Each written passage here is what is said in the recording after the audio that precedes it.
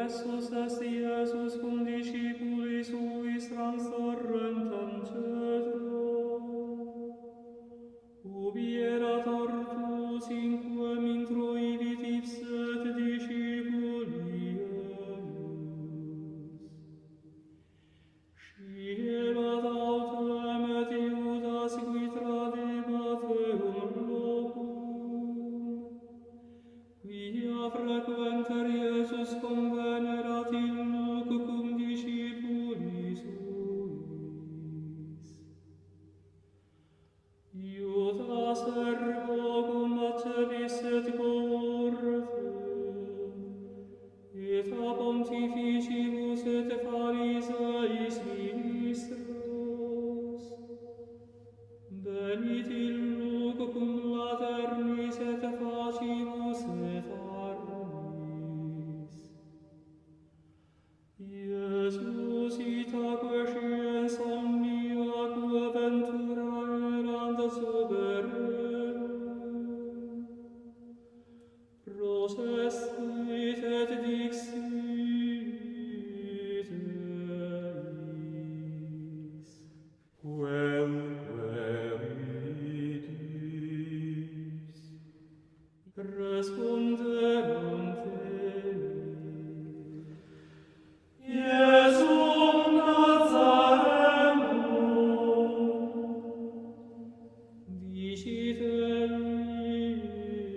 Iesus. Ego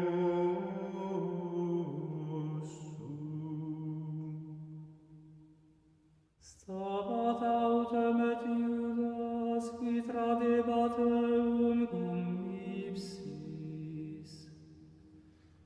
Ut ergo dixit eis ego sum, abierunt retrorsum et cesiderunt in terra.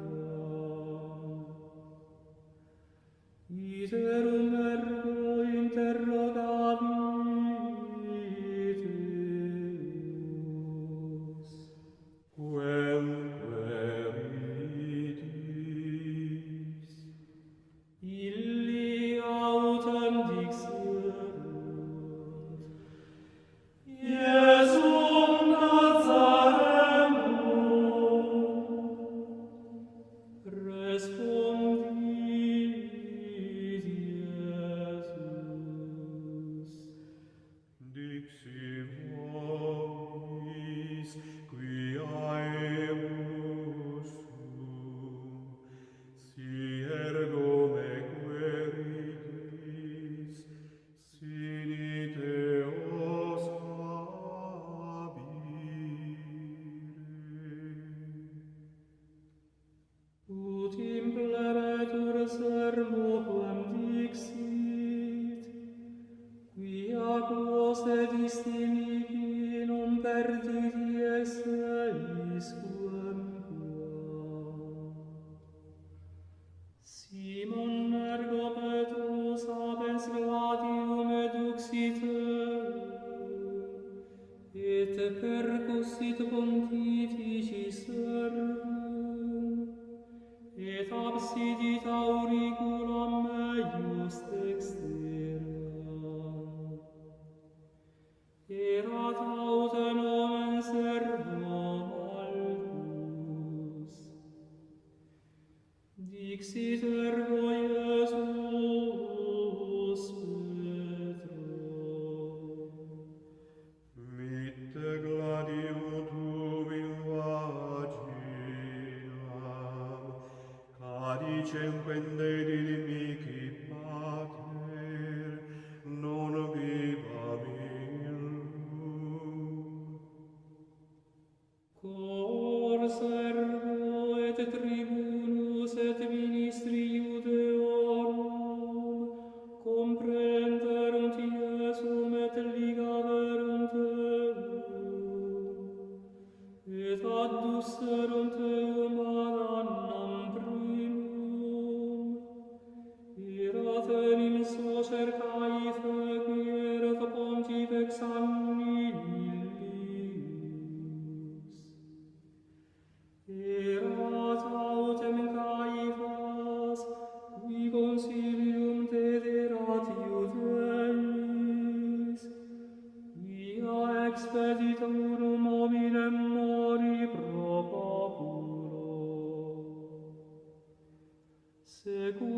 licgatur autem Iesum Simon Petrus, et alius discipulus.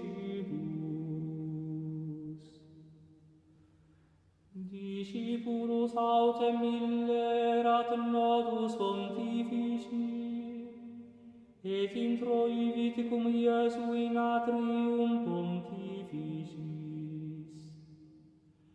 Petrus autem sabbat ad ostium foris.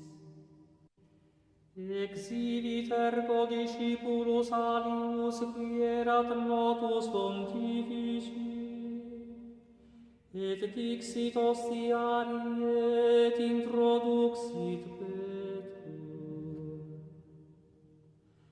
Dicit ergo Petro ancilla ostiaria: Num quidet tu ex discipulis est hominis istimus? Dicit ille: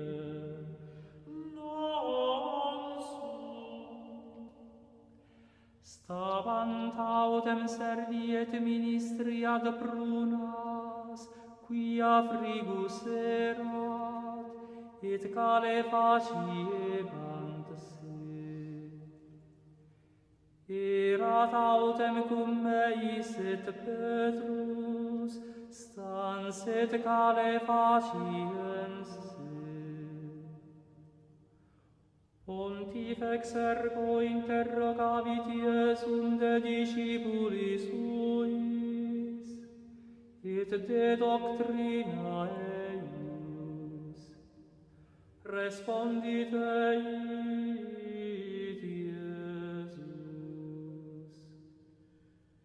Ego palam locutus sum mundo, ego semper dopo in synagoga et in templo, qua omnes Iudei conveniunt, et in occulto locutus sum nihil, quidem me interroga eos qui audierum quil locutus ipsis, ecce isciun quid ixerim ego. Et autem cum dixisset, unus assistens ministrorum dedita labam Iesu dicens: Sic respondes pontifici. Respondit Iesus: Si mane locutus sum, testimonium peribet de malo. Si autem bene, quid me cedis? Et misit eum mannas ligatum ad Caefam pontifice. Erat autem Simon Petrus, stans et calefaciens se. Dixerunt ergo ei: Non quidet tu ex discipulis eius est? Negavit ille et dixit: Non sum. Dicit eiurus ex servis pontificis, cognatus eius cuius absidit Petrus auricula: Non ego te vidi in orto humillo. Iterum ergo negavit Petrus, et satim gallus cantavit. Adducunt ergo Iesum a Caifa in praetorium. Erat autem mane, et ipsino intraierunt in praetorium tut non contaminarentur, sed ud manducarent pascha. Exhibit ergo Pilatus ad eos foras, et dixit: Quam accusationem affertis adversus hominem hoc? Responderunt et dixerunt ei: Si non esse hic malefactor, non tibi tradivissemus erunt. Dixit ergo eis Pilatus: Accipite eum vos, et secundum legem vestram iudicate eum. Dixerunt ergo ei Iudei: Nobis non licet interficere quem quam. Ut sermo Iesu impleretur quem dixit, significans qua mortes et moriturus. Introivit ergo iterum in praetorium Pilatus, et vocavit Iesum et dixit ei: Tu es rex Iudeorum. Respondit Iesus: Adem et ipso hoc dicis, ad alii dixerunt tibi deme. Respondit Pilatus: Nunquid ego Iudeus sum, gens tua et pontifices tradiderunt enici, quid fecisti? Respondit Iesus: Regnum meum non est de hoc mundo. Si ex hoc mundo esset regnum meum, ministri mei utique decertarent, ut non tradere iudeis. Nunc autem regnum meum non est hic. Dixit itaque Pilatus: Ergo rex est tu. Respondit Iesus: Tu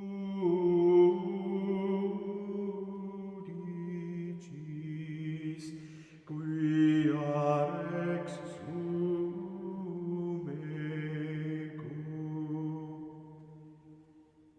Ego in hoc natus sum, et ad hoc veni mundum, ut testimonium peribeam veritati. Omnis qui est ex veritate, audit vocem meam. Dicit ei Pilatus: Quid est et cum hoc dixisset, iterum exhibit ad Judeos et dicit eis. Ego nullam invenio in eo causa,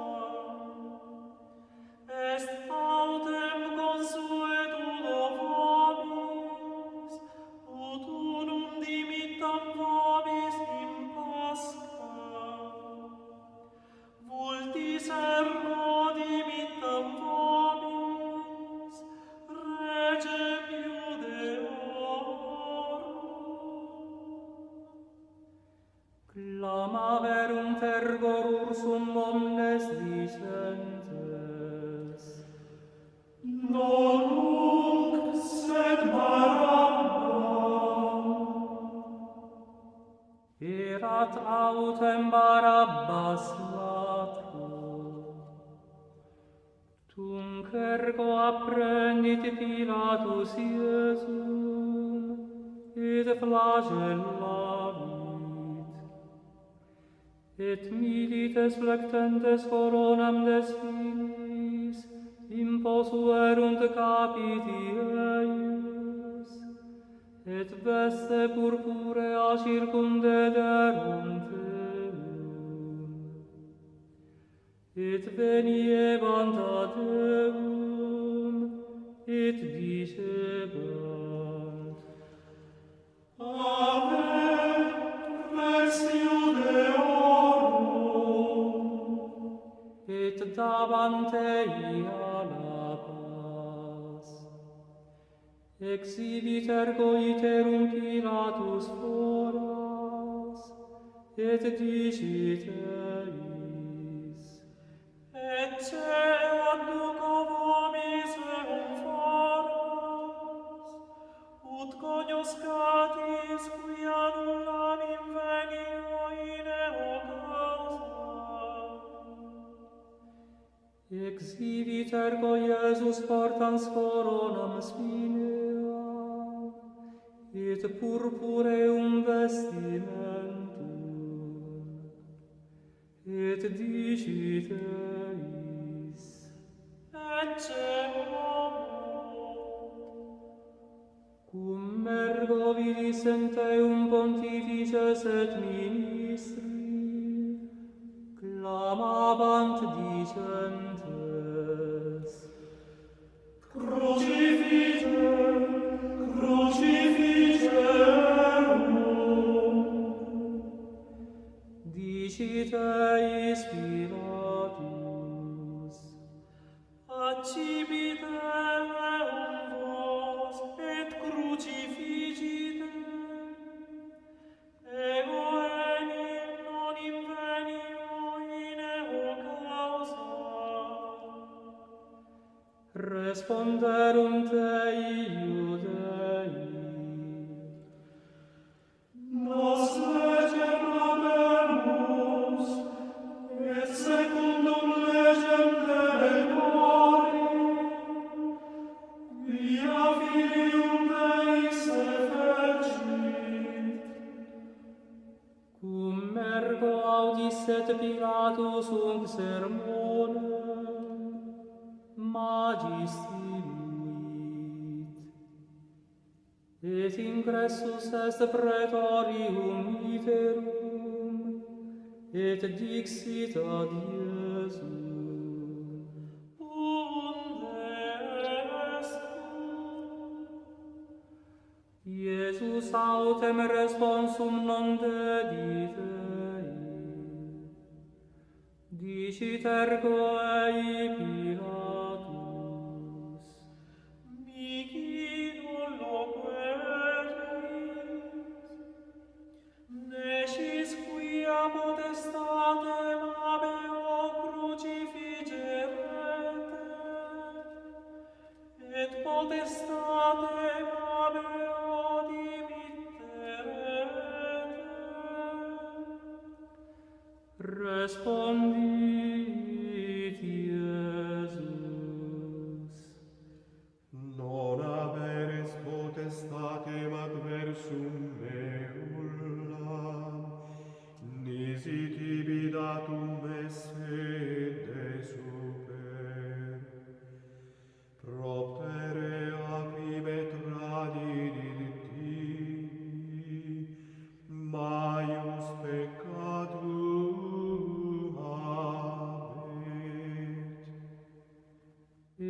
ex inde querebat Pilatus dimittere Iudei autem clamabant dicentes Sium dimittis, non es amicus Caesaris. Omnis enim regem facit, contradicit Caesarim. Pilatus autem cum audisset os sermones, adduxit foras Iesum, et sedit pro tribunali in loco qui dicitur litos strotos, Hebraice autem gabbata. Erat autem parasceve Pasche, ora quasi sexta, et dicit Iudeis, Et rex vester. illi autem clamabant, Tolle, tolle, crucifigerum. dicit eis Pilatus, Regem vestrum crucifica. responderunt pontifices, Non habemus regem, nisi Caesarem. tunc ergo tradidit eis illum, ut crucifigeretur. Susceperunt autem Iesum, et eduxerunt. Et vaiulans ibi crucem, exhibit in eum qui dicitur Calvarie locum, Hebraice autem Golgotha, ubi crucifixerunt eum, et cum meo alios tuos hinc et hinc medium autem Iesum. Scripsit autem et titulum Pilatus, et posuit super crucem. Erat autem scriptum, Iesus Nazarenus rex Iudeorum. Unc ergo titulum multi Iudeorum legerunt, quia prope civitatem erat locus, ubi crucifixus est Iesus.